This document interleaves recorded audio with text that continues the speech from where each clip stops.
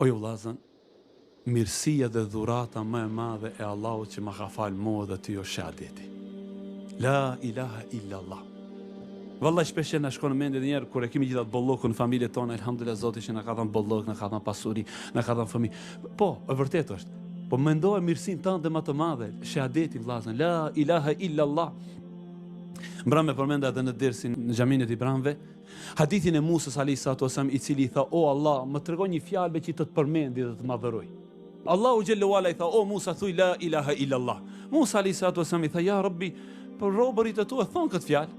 Unë du pra diçka tjetër, ma shumë, ma ekskluzive." Atëherë Allahu xhallahu ala i tha: "O Musa, në qoftë se 7 qijet me banorët e saj dhe 7 tokat me banorët e saj vendosen në një anë të peshojës, dhe fjala la ilaha illallah në anën tjetër të peshojës, do të rëndon fjala la ilaha illallah. Ej umeti Muhamedi, për çka mbërzitemi? Për fukarallëkun?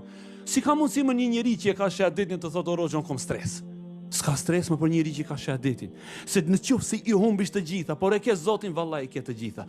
Në qoftë se i ke të gjitha, por e ke humb Zotin, ke humb gjithçka. Kjo është mizani dhe peshoja e vërtetë o vëllazë. Dhe kështu ju lutem për Allah matni punët edhe çështjet. Thot Ibn Kaimi, kush e ka Allahun ka fitu gjithçka. Kush e ka humb Allahun ka humb gjithçka, edhe nëse ka gjithçka. La ilaha illallah.